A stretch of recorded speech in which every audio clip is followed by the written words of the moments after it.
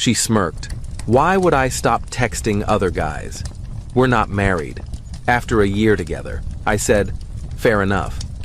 Then I started talking to her cousin. When we all showed up at the same family dinner, she finally realized what not married really meant.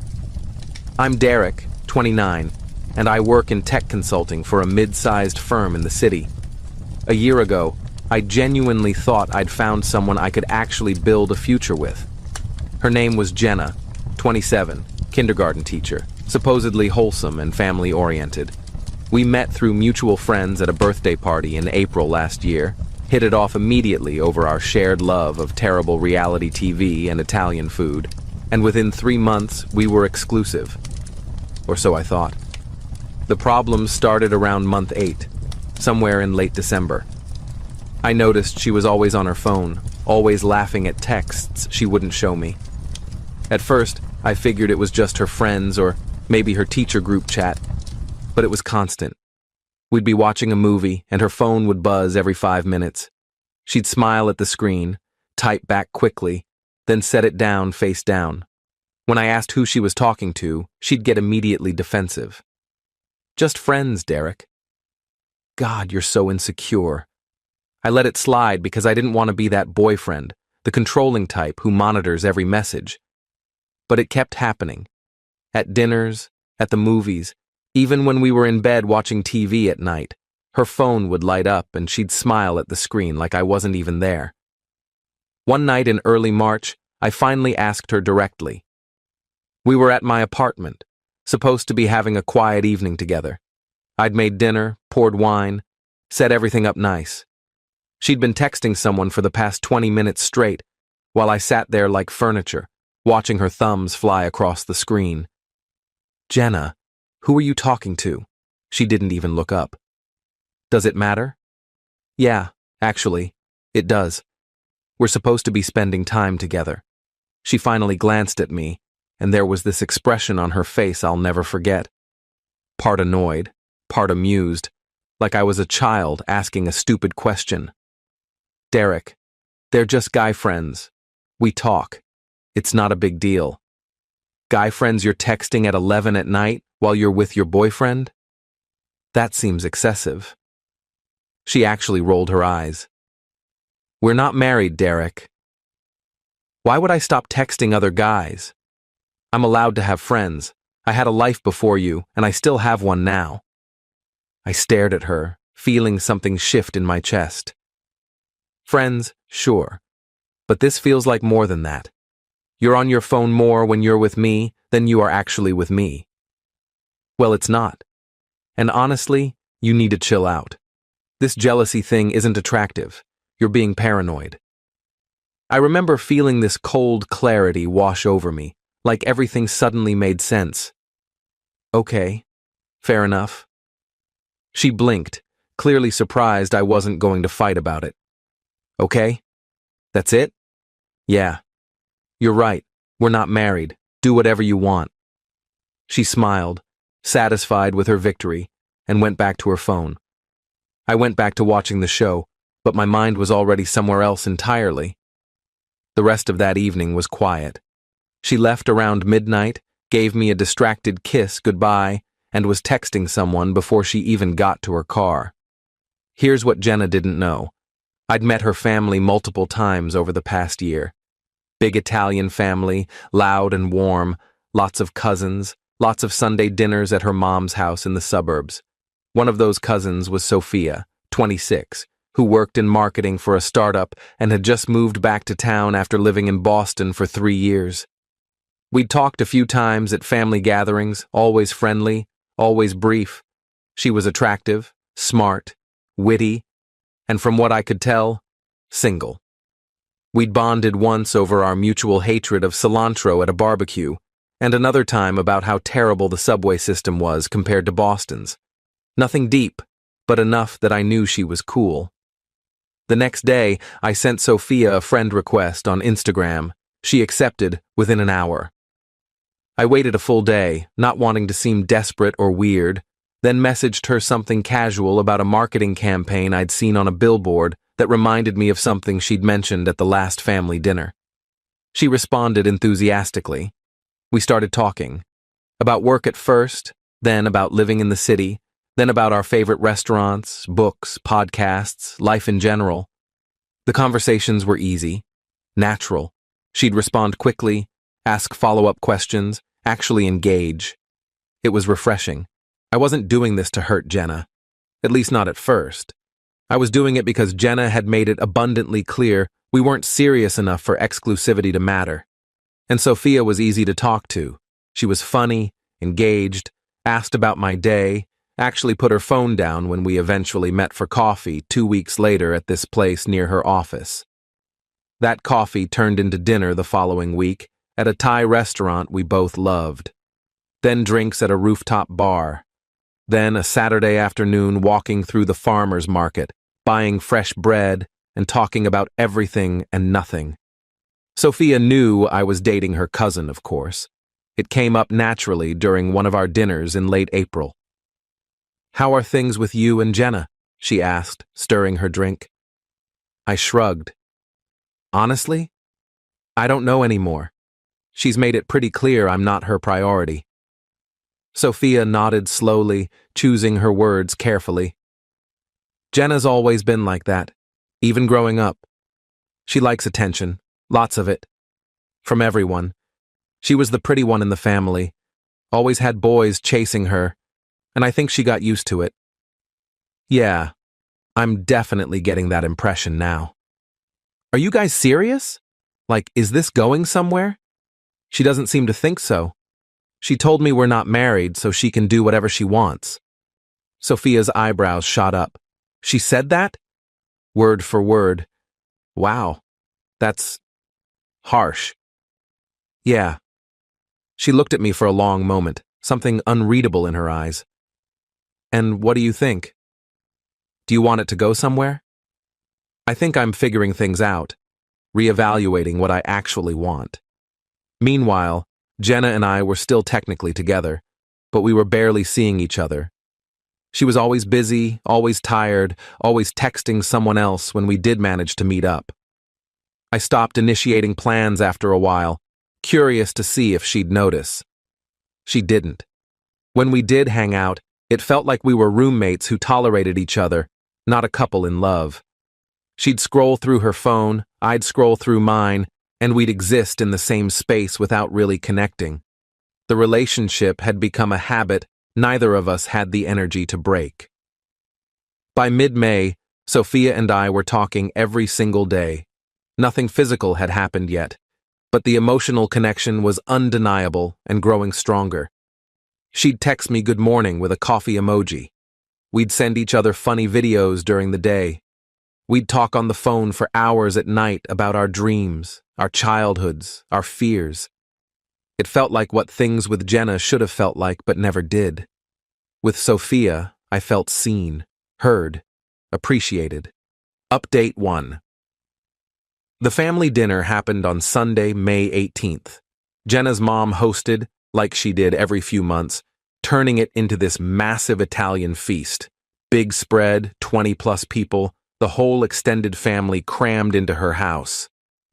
Jenna had mentioned it to me a week earlier, casually, like an afterthought while she was scrolling through Instagram. Sunday dinner at my mom's. You're coming, right? Sure. Okay, cool. It starts at 3. What she didn't know was that Sophia had also invited me. Separately. We'd been texting about it for days, half joking about the chaos of showing up together, but also kind of excited about it in a reckless way. We both knew it was going to be messy, but neither of us wanted to hide anymore. I arrived at 3 p.m. sharp. Jenna's mom answered the door, pulled me into one of her signature crushing hugs, told me to make myself at home, and that there was already wine on the counter. Jenna was in the kitchen with her sister and aunt, barely acknowledged me when I walked in. She glanced up from her phone for half a second. "Hey," she said flatly, then went back to typing. Hey. That was it. No hug, no kiss, no smile. Nothing. I might as well have been the mailman. I grabbed a beer from the cooler and made small talk with her dad and uncle in the living room about the Mets game. Sophia showed up 20 minutes later. When she walked through the door, our eyes met across the crowded room, and she gave me this small, knowing smile that made my heart skip. She looked amazing, floral sundress, hair down in loose waves, confident and radiant. She made her rounds saying hello to everyone, hugging her aunts, kissing her grandmother's cheek, and when she finally got to me, she touched my arm lightly, let her hand linger just a second too long. "Hey, stranger." "Hey yourself, you look great." "So do you." Jenna noticed. I saw her glance over from across the kitchen, phone still in hand, but she didn't say anything. Just stared for a moment, then went back to whatever conversation she was having via text. Dinner was loud and chaotic like always, everyone talking over each other, passing dishes, telling stories, laughing. I ended up sitting between Sophia and Jenna's Uncle Tony. Jenna sat across the table, 3 seats down, next to her cousin Marco and her mom. She was on her phone for most of the meal, laughing at something, typing furiously with one hand while pushing pasta around her plate with the other. Her mom asked her twice to put it away. She ignored her. Sophia leaned over at one point and whispered in my ear, "Is she seriously texting at her own family dinner?" I just shook my head and took another bite of lasagna. After dinner, people scattered, some outside to smoke cigars and drink espresso, some in the living room watching soccer, some in the kitchen cleaning up and gossiping. I went outside to the patio where a few of the younger cousins were having drinks and playing cards. Sophia followed a few minutes later, 2 glasses of wine in her hands. She handed me one. "Want to take a walk?" "I need to escape the chaos for a minute." "Sure, I could use some air." We walked around the block slowly, talking and laughing about her uncle's terrible jokes and her grandmother's insistence that everyone was too skinny. The evening was warm, the sun just starting to set, painting everything golden. At one point, Sophia grabbed my hand. It felt natural, easy, right, like we'd been doing it for years. When we got back to the house 30 minutes later, Jenna was standing in the driveway, arms crossed, face flushed. Her phone was nowhere in sight. "Where were you?" "Took a walk." Her eyes shifted to Sophia, then back to me, narrowing. "With her?" "Yeah." "Are you kidding me right now, Derek?" Sophia stepped forward calmly. "Jenna, relax. We were just talking, getting some air." "Talking?" "You two were holding hands. I saw you from the window. I watched you walk down the entire street holding hands like you're together." I stayed calm, kept my voice level. "Jenna, you told me we're not married. You told me I don't get to tell you who you can text or see. You said I was being jealous and paranoid, so why would you care if I'm talking to Sophia?" Her face went from red to almost purple. "That's different." "How?" "Because she's my cousin. My family. There are boundaries, Derek. And the guys you're texting all day and night, who are they? Where are those boundaries?" She stammered, caught off guard. That's not the same thing at all." "You're right. It's not. Because Sophia actually wants to spend time with me. She actually talks to me. She asks about my day. She looks at me when we're together. She's not on her phone ignoring me every single time we're in the same room." Update 2. Jenna completely lost it. Started yelling about betrayal, about boundaries, about family loyalty. Her voice got louder and louder, echoing through the quiet suburban street. Sophia tried to calm her down, but Jenna turned on her viciously, pointing her finger. "You're a backstabbing bitch. I can't believe my own cousin would do this to me. Family is supposed to have your back." People started coming outside to see what the commotion was about. Jenna's mom, her sister, her dad, her aunts and uncles. It was a full scene, the kind of family drama that would be talked about for years. "Derek, what is going on out here?" her mom asked, looking worried and confused. Before I could answer, Jenna shouted, "He's been sneaking around with Sophia behind my back." "They're together. They've been lying to everyone." "Sneaking around?" I said, my voice steady and calm, which only seemed to make her angrier. "We've been talking. getting to know each other as friends, which according to you shouldn't be a problem because we're not married. Those were your exact words. Her sister's eyes went wide. Wait, Jenna, did you actually say that to him? Jenna's face went from red to pale in an instant. That's not… I didn't mean… You're twisting my words. You literally told me 2 months ago, sitting in my apartment, that you don't have to stop texting other guys because we're not married. You said I was being jealous and insecure for even asking about it. You said I needed to chill out because it wasn't attractive. Sophia spoke up, her voice firm. Jenna, is that true? Did you really say that? Jenna looked around at her family, all of them staring at her, waiting for an answer. It's out of context. He's making it sound worse than it was. There is no context that makes that okay, her dad said quietly, disappointment heavy in his voice. Her mom crossed her arms. Jenna Marie, did you say that to this man? Jenna's eyes filled with tears. I just meant I should be able to have friends without him breathing down my neck every second. He was being controlling. Friends don't text at all hours of the night, Sophia said. Friends don't make you feel invisible in your own relationship. I've watched you ignore him at family dinners for months. I added, and friends don't get treated better than your actual boyfriend. Every single guy in your phone gets more attention than I do. You smile at your phone more than you smile at me. Jenna tried to redirect, her voice getting desperate. This doesn't excuse you going after my cousin. That's a violation. That's disgusting. I didn't go after anyone. Sophia and I became friends. We connected over real conversations. And unlike you, she actually makes me feel like I matter. Like I'm not just some placeholder until something better comes along. Jenna's sister muttered, Oh my God, Jenna, what is wrong with you? Her mom looked at me sadly. Derek, I'm so sorry. I had no idea she was treating you like this. Update 3. The rest of the dinner was incredibly awkward. Jenna locked herself in the upstairs bathroom for 20 minutes, crying loudly enough that everyone could hear. Her mom kept apologizing to me, saying she didn't raise her daughter to treat people like that she was embarrassed. Her dad shook my hand firmly and said, You seem like a good kid. You deserve better than this.